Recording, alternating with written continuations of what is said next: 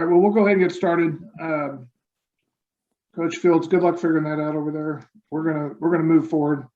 I'm Chad Wilkinson, and I've started this company 20 years ago with Gary Harmon, who's also on the call. I'm in there somewhere. Yeah, and Jenny Hess, who's been with us for about the last 12 years.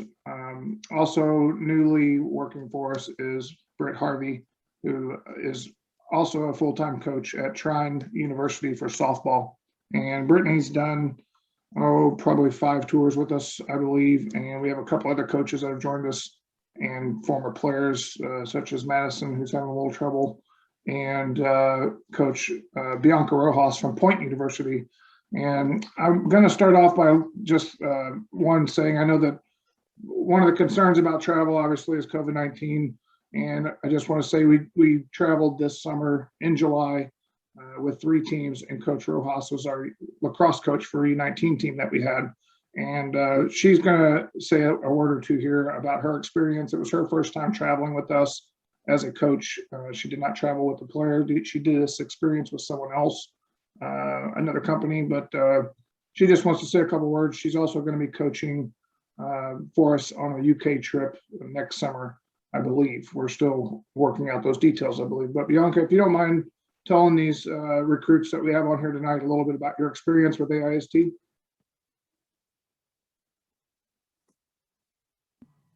I think I'm unmuted now. Everyone hear me? Yes. Perfect.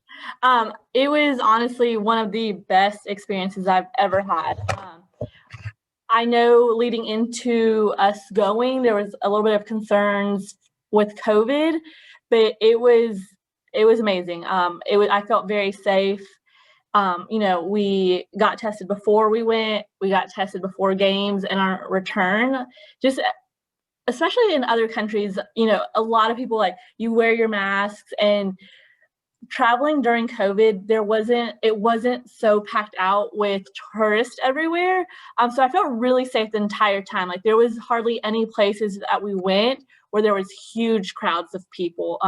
And most people who were traveling with groups stayed within their group. And so there was I was not concerned once I got there. Leading up into it, you're like, I'm going to another country. I don't know what they do. I don't know what the expectations overseas. But I think a lot of people are just, it's hot. You don't want to wear a mask all the time, but I think a lot of people are wanting to have these experiences that, you wear your mask and it's fine, and you get to have an amazing time overseas. And it doesn't take away from this, the beautiful buildings that you're looking at. We went to some amazing places, and the mask, it wasn't a big deal. So I just felt really comfortable traveling overall. Our bus driver, our tour guide wore masks. On the bus, we wore them. It was, we did what we needed to do so we could travel, and it wasn't bad at all. And like I said, other people in the countries are wearing their masks, and you get into a restaurant, you take it off, you eat, you put it back on, you walk out, and you're free to go. And especially at the tournament too, it was in an open space. The facility was nice. You're outside. If you sit with your group, you can take your masks off, and you don't have to worry about being so packed tight to people. And I really love the fact that we tested before playing. So that way you have the clearance of no one is tested positive. I'm not going to have exposure to anyone who was tested positive, beforehand. So that was also really nice to be able for us to do. All right, thank you. Appreciate you giving them a little feedback on that. As I mentioned, this is the first trip that Coach went with, and this is all a new experience to us as well, traveling during this situation. And I can tell you from doing 20 years of these trips, I literally was taking pictures every city we stopped in because we were the only tour bus there. And Britt Harvey, who's going to say a thing or two here next, she's was on tour with us this summer as well with our softball team. Britt, if you don't mind giving a little bit of feedback about your experience, one as a player, but also how you got involved with the AIST.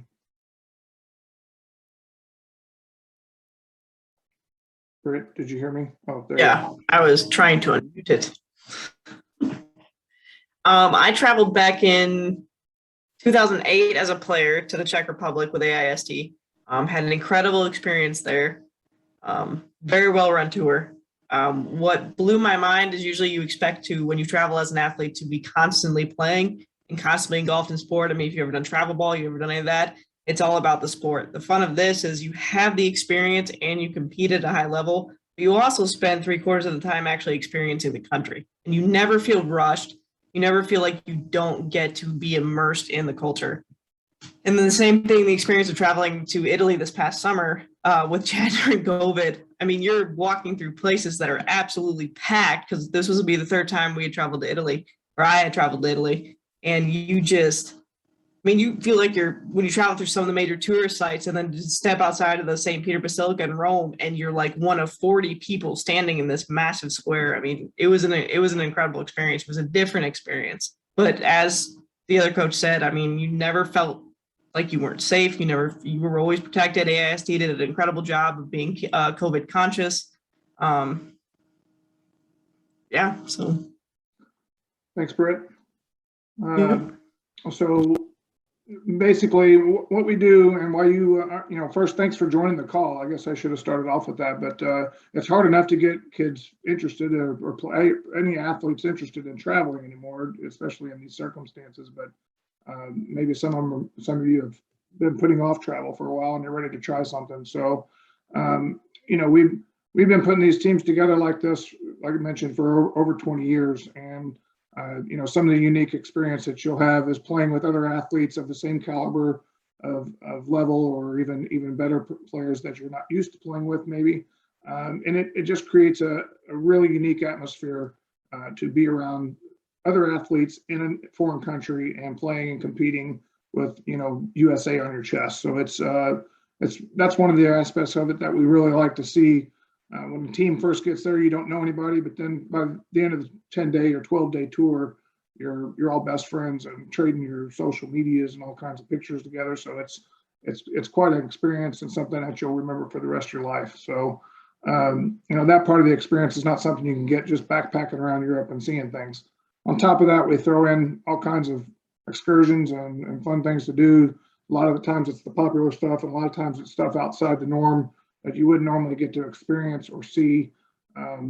Just the cultural aspect of it. Even after playing these games, typical tour, you're going to play 3 or 4 games depending on your sport, and then you'll spend time with those teams, maybe having some kind of social event afterwards, maybe a dinner together or something like that, where you can actually get to communicate with some athletes over in these other countries.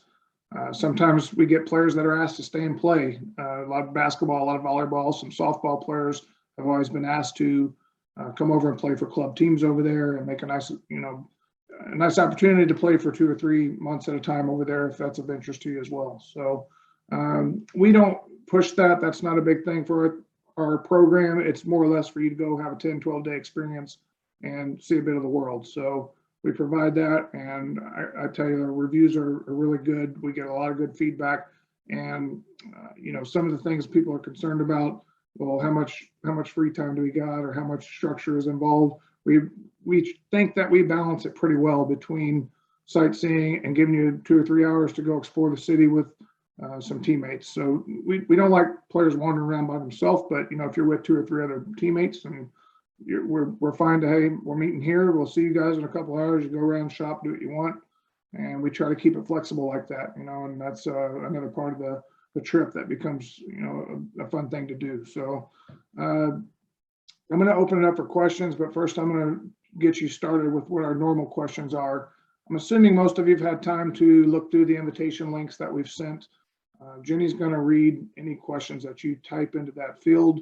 I'll start with these pretty much standard questions that we get, and that is, what are the additional costs? So if you've looked at the invite, we have a complete package cost, which basically includes airfare from the JFK or New York area. Sometimes it's out of Chicago, sometimes it's out of Atlanta. We usually have a central location, and we'll identify that closer to 4 or 5 months prior to departure.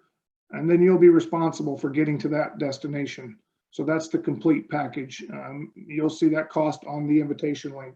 So you'll have an additional cost to get there if you're not near that airport. So maybe you have to fly in from somewhere else to meet there and connect. That's one of the costs that you won't have covered. If you do the ground package only and you want to meet us in Europe, that's fine. You're welcome to book a direct flight over and meet the group in Europe, wherever we're at or wherever location we're going to. Some people go over early, some people stay longer. If you do something like that, you'll want to book a separate airline ticket. So happy to work with you and help you figure that out.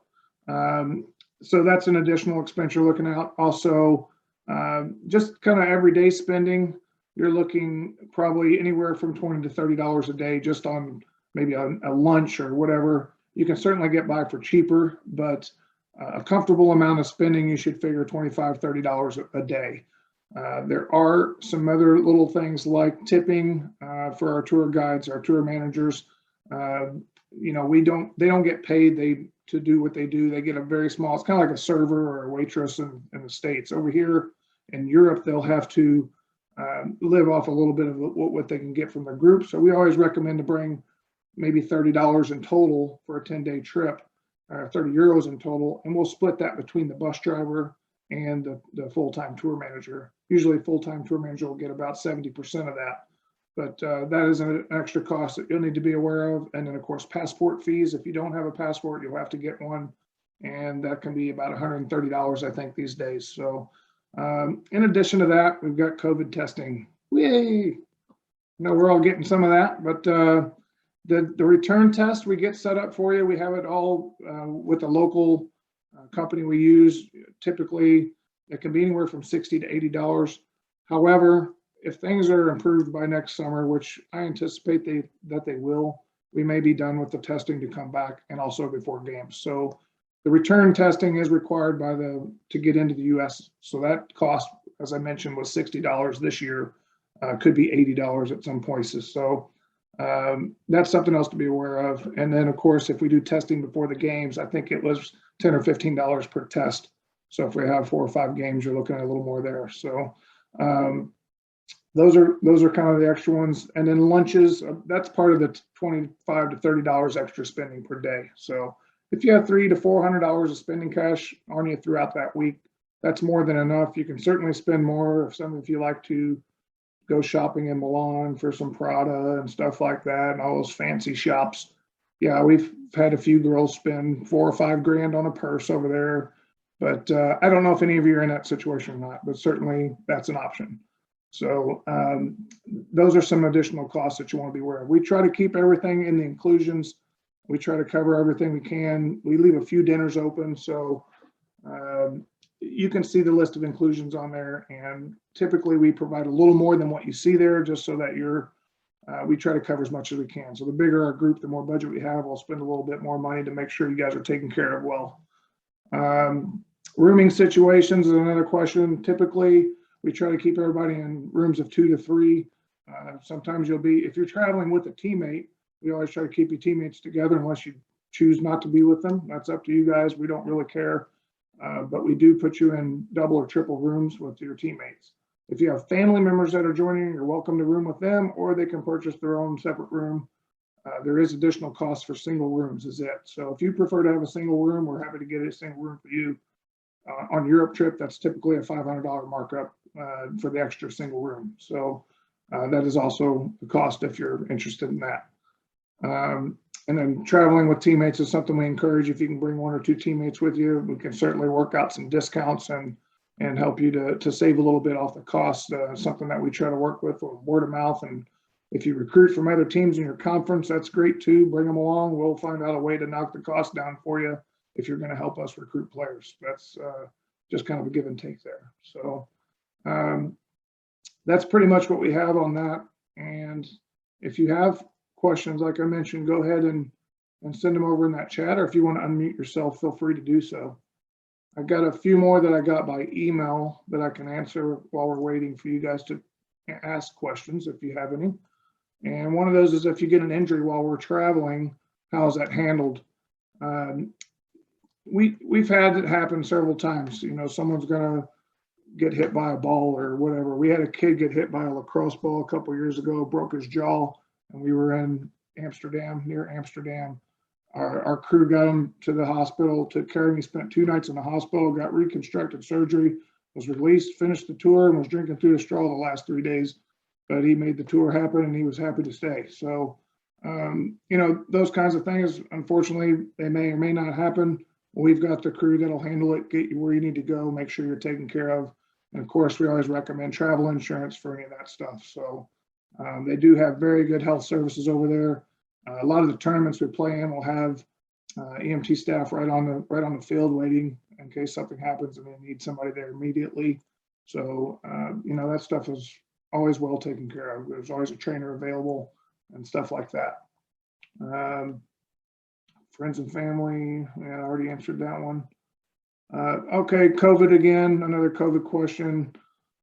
What happens if we can't travel? Well, you know, we didn't know we were going to be able to go to Italy until June 14th last year, and we were still able to depart by July 5th with our groups.